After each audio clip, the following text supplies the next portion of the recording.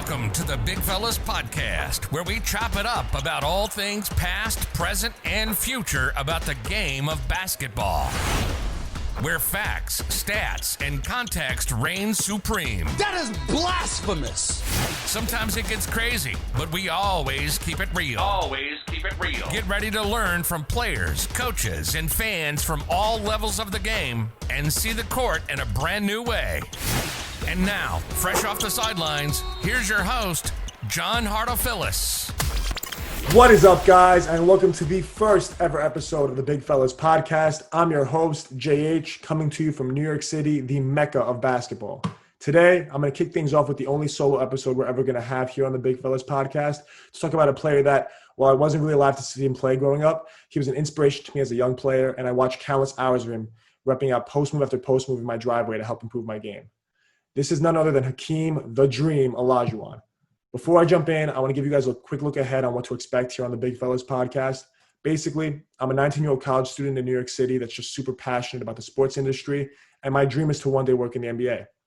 When it comes down to it, if it has to do with basketball, I love doing it, and I never, ever, ever see basketball as work. I coach the freshman basketball team at Xavier High School in the heart of downtown Manhattan, and I also coach for Super League Athletic Academy internationally for their annual Greece tour. Unfortunately, the tour couldn't take place this year because of the pandemic, but because of all the extra free time, I've been able to start countless new projects, including helping next episode's guest, Jesse K, with the Making Lemonade Fund, which has raised over $125,000 to date for COVID-19 relief.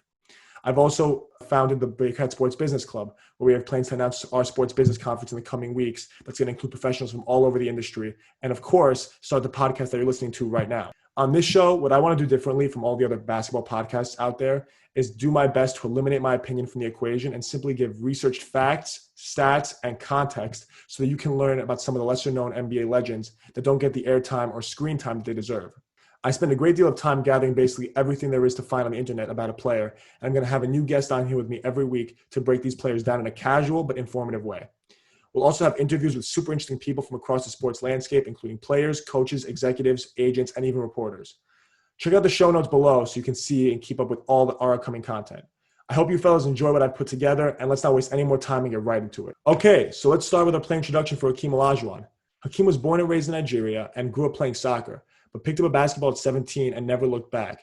Soon after going to the University of Houston and leading their men's basketball team to 2 straight national championship games. Right after his college success, Hakeem became the first pick in the 1984 NBA draft and enjoyed an 18-year NBA career where he was a 12-time All-Star, 12-time All-NBA selection, 6 times to the first team, a 2-time champion, a 2-time Finals MVP in 1994 and 1995, and League MVP in 1994, runner-up in 1993, top 5 in 4 times, top 10 3 times, and top 15 3 times. So basically, 12 out of the 18 seasons, Hakeem was a top 15 player in the league.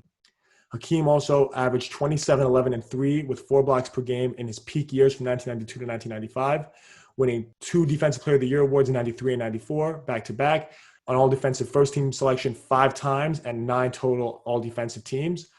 Hakeem retired and it still is, the all-time leader in career blocks with 3,830 blocks, averaging 3.1 per game for his career. Hakeem retired top 10 in points, rebounds, blocks, and steals, while also being 6th all-time in playoff scoring, averaging 26 per game. A first-ballot Hall of Famer in 2008, won the gold medal in 1996, and would have been on the Dream Team had he been a citizen in 1992, as he didn't become a citizen until 1993. Hakeem also holds one of the greatest playoff runs ever in 1995, averaging 33, 10, and 4.5 blocks per game, beating Karl Malone, Charles Barkley, David Robinson, and Shaquille O'Neal. Now let's head for some context. The first thing people bring up when they mention Hakeem Olajuwon is that he really didn't deserve his 2 championships and that they were kind of gimmies, being that Michael Jordan wasn't in the NBA. While it may seem obvious that the best player not being in the league opens the door, Jordan was there in 1995, and while people might say he was rusty, the easy argument to that is, were people saying he was rusty when he dropped 55 points at MSG? How about in the playoff series against the Hornets when Jordan averaged 32, 6, and 6, and then again against the Magic when he put up 31, 7, and 4 with 3 steals a game?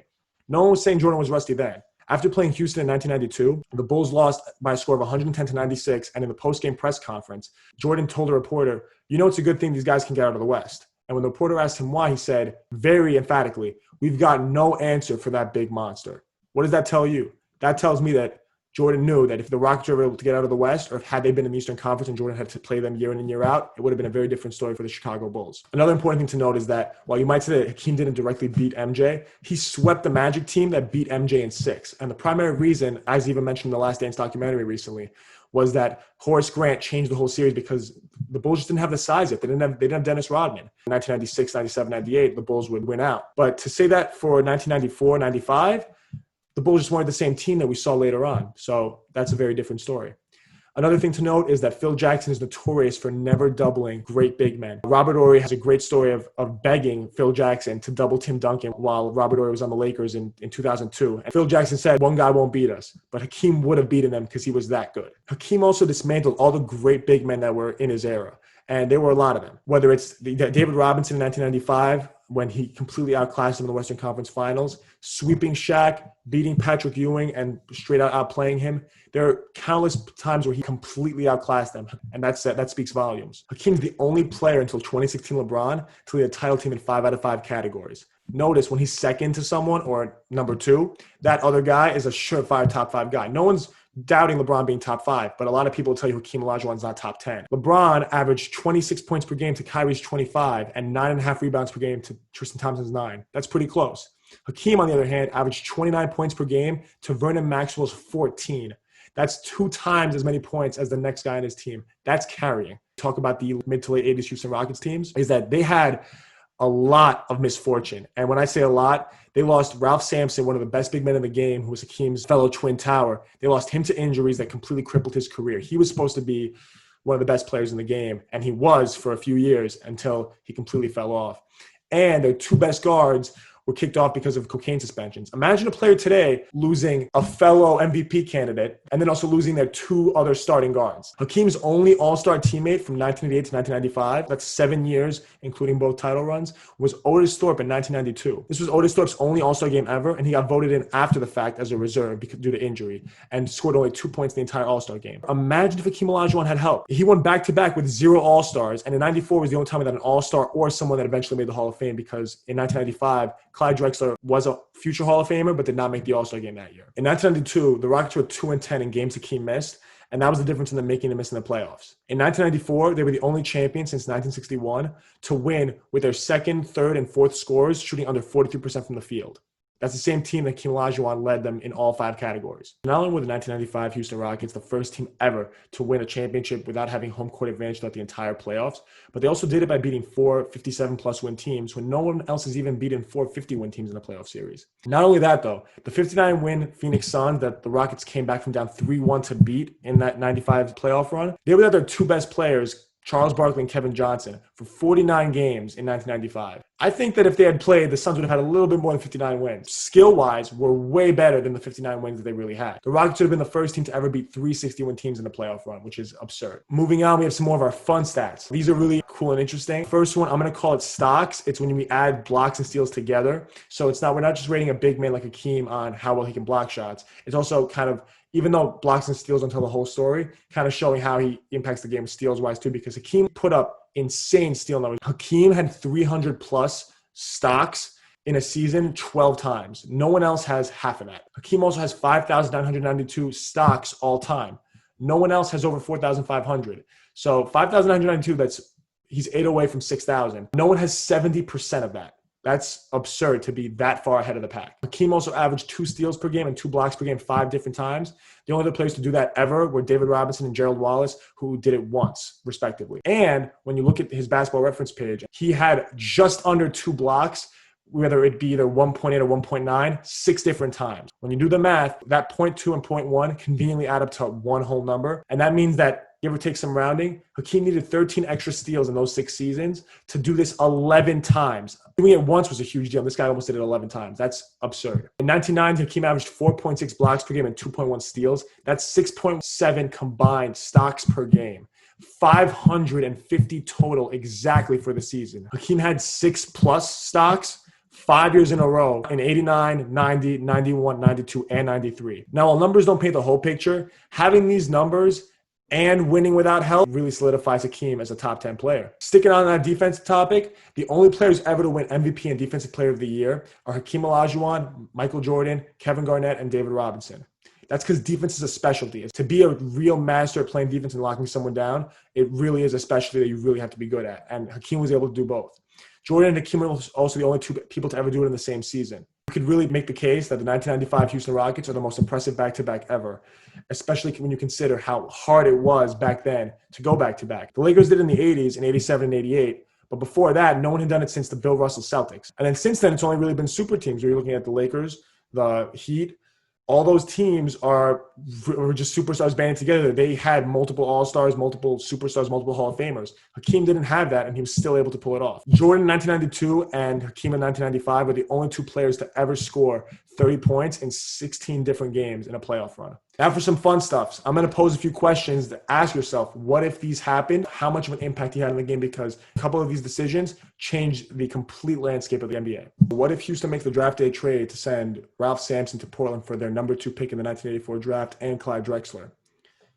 Probably makes Portland an instant contender having a franchise big man, but the Rockets are poised for a dynasty having Hakeem Olajuwon taken with the first pick, Jordan with the second pick, and have Clyde Drexler. 3 future first ballot Hall of Famers that would have completely dominated the late 1980s, and hopefully they would have kept it together longer than that, but that would have been an amazing, amazing team. Another really interesting what if is a lot of you might not know that Hakeem actually requested a trade in 1992. It was a very similar situation to Kawhi Leonard, where Hakeem was nursing an injury that the Houston Rockets medical staff didn't think he had to sit out for. He wanted to sit out, and the rift that was brought between them really made him want to leave because the organization didn't trust him. Thankfully, that didn't happen because they ended up winning shortly after 94 and 95. One of the main options was for him to go to the Miami Heat.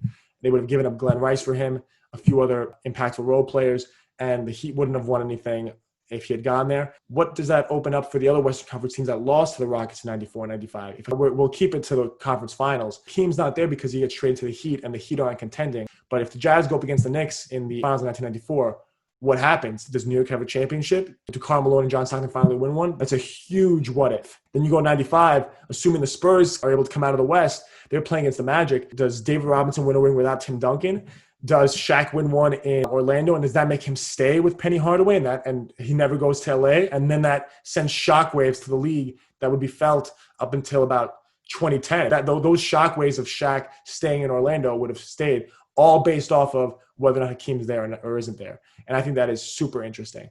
Basically, the purest argument as to why Hakeem is one of the greatest big men of all time, and to really put his brilliance in perspective, is what Jordan has to say about him. Jordan has said many times that Hakeem is the best big man of all time, and whenever he picks his all-time starting 5, Hakeem is in the 5 spot. So now, while we as fans can hypothesize when someone is getting beat at their best, these players know.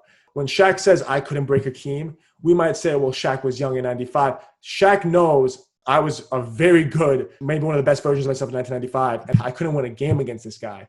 Shaq said, I couldn't break him because he knows that he couldn't. Another really interesting thing I want to talk about is what is the game for Hakeem Olajuwon. There's a lot to pick from. You could go with either one of his 2 quadruple doubles.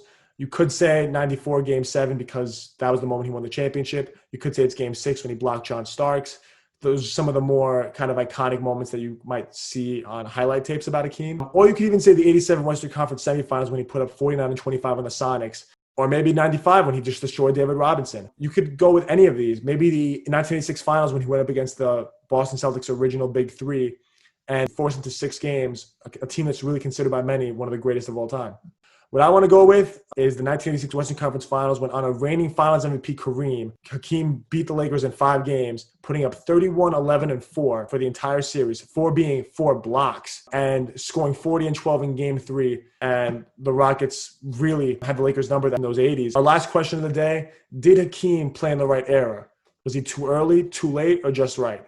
I think he was just right because he got the chance to show fans everywhere that he's the best big man in an era littered with fantastic and all-around great big men. Had Hakeem been in the 60s or 70s, we would have completely disregarded him the way we disregard Wilt and Bill Russell. Had he been playing in the modern day with the way that the league has transitioned into a three-point shooting league, Hakeem hopefully would have developed a three-point shot, but it's very hard to say that he would have been a dominant post presence in the league that the post-up is looked at as just being inefficient because of its points per possession total. We as fans got to see him play against the very best big men of all time, and he outplayed all of them. Had he not had the chance to do that, we might not be looking at him in the same way because in a certain situation, his numbers would just be looked at stat padding instead of numbers that translate to winning basketball games. And then had he played in the modern day, it'd be really interesting to see how his post-up game would translate, because the reason the post-up is considered so outdated is because it's points per possession. It just can't compete with the three-point shot. But if Hakeem was so good at making these twos, even in this modern era with so much space, if he would be able to bring that number close to the points per possession of the three-point shot, it'd be a very efficient shot nowadays, as opposed to other players who might not have the same skill set Hakeem had, who can't match that points per possession numbers. For that reason, I think that he was basically in the perfect spot to be in. As we all know, fellas, all good chop-ups must come to an end. That's all for today's episode. I know I loved every second of it, and I hope you fellas enjoyed it too. Until next time. Thanks for listening to the Big Fellas Podcast. Check us out on all major social media platforms at Big Fellas Pod to join the chop up. You can also listen to us on every podcast platform on the planet. Stay tuned for the next episode, Big Fellas.